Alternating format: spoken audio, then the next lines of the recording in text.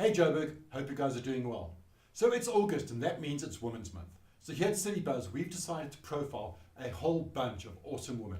So why don't you come on a journey with us while we take you to meet them. We are here at the wonderful Tasha's in Sandton on Nelson Mandela Square, and today we're going to chat to Ramona Kasavan about what she has done, because Ramona is just one of the most amazing women I have had the pleasure to meet. Now Ramona, you've done so many things over your life, but walk me through a small, quick little package of where you started to kind of where we are today. Thank you for that, Shane. So I started in a small farming community in the north coast of Durban. I come from Inanda. I'm a farm girl. I never grew up with neighbors. I always had an imagination.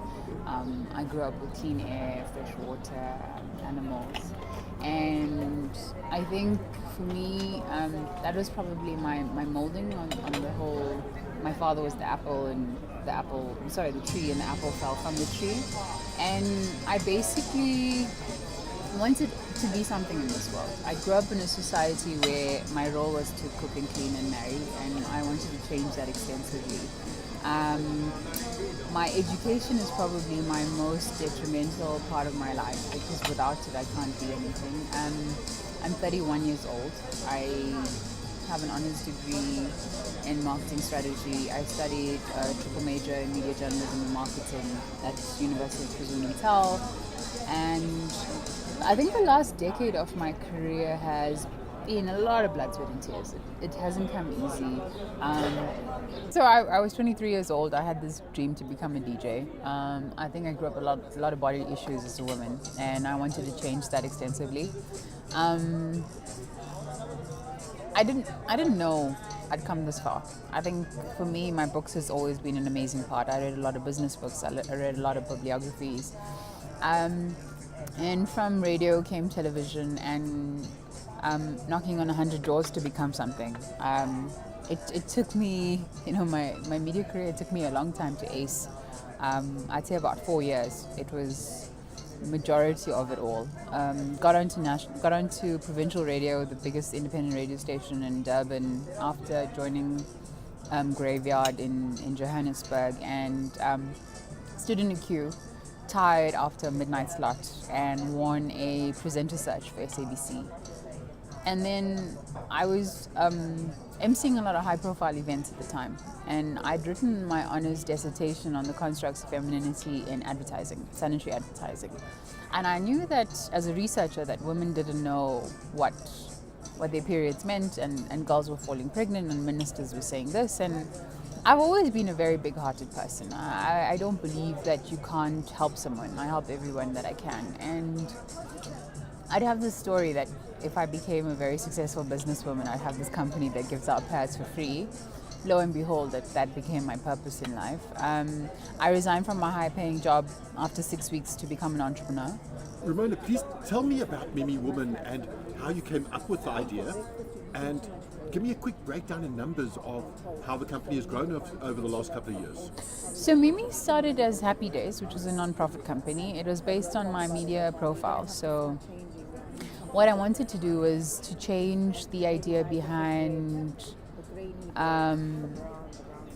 going to CSI companies and getting funding for the model. And then as I moved and progressed, it became easier to look at sustainability, because donor funding became an issue.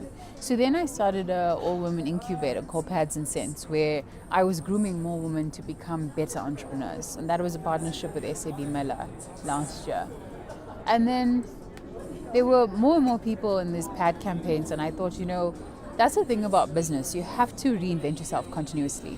And for me, a unique selling point was Mimi's mandate was accessible and affordable pads.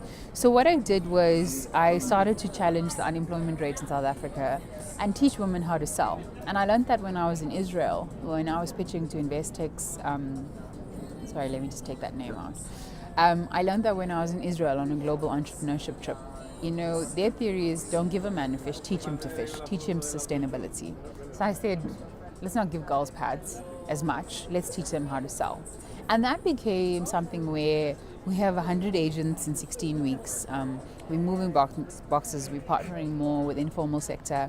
And in the next 18 months, 2020 vision is to have a factory up and 3 more in Africa, selling sanitary pads, napkins, all staples of a typical rural house that needs things that are inaffordable. Mimi is so much bigger than just the product, because you're empowering women to get out there and sell your product and make a little bit of a living. But not only that, I mean, personally, I can see this moving forward to where you are going to grow throughout the country into these little villages where young girls can aspire to be the next Ramona, because you did it, therefore that means they can do it. And it's taking away that myth that sanitary pads are scary and it's not something you should talk about. I think, that was it. Like the Mimi, if you ever look at our packaging, you'll see a woman with a very nice outfit, big eyes, hair, and everything around it, and it is that. I built a user experience. I built a Mimi woman lifestyle. She's smart, she's empowered, she's intellectual, she's independent, she's fearless, she's courageous. And the weird part is Mimi actually means I am, or me.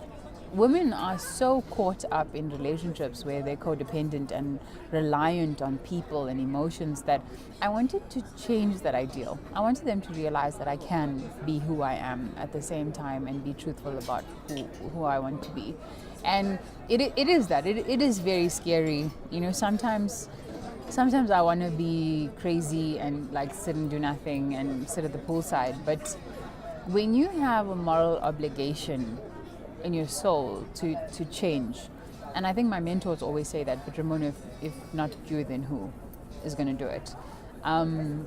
You got to just stick true to the mandate, because I see it in every activation we do, in every school that we go to. These girls have like very little, and they come from abuse, they come from pain, they come from suffering, and I wanted to change that. And not even just in South Africa, in 53 African states. I position myself now as a global leader, because people need to know what's really going down in the grassroots of our country. Indigenous women do not have an opportunity to show their true strengths, and if I don't do it, who will? Your vision starts with you, but if you think it, you can believe it. And for me, being in New York and having global companies know my name, I'm just a little girl from the tip of South Africa. And now all brown-skinned girls have the opportunities to believe that I can, and anyone can. And that would be my message for Women's Month. And most importantly, love yourself. Learn to know who you are as a woman. Learn to know who you are as a girl. Learn to know what you like, whether you like white chocolate, whether you like dark chocolate. That's what self-esteem issues stem from, the lack of knowing who you are and the lack of being true to yourself. And for me, that would probably be my greatest message. Awesome, Ramona, thank you so much for taking time out today, It's and we crazy, wish David. you all the Thank best you, going Shay. forward. Okay, no, thank you.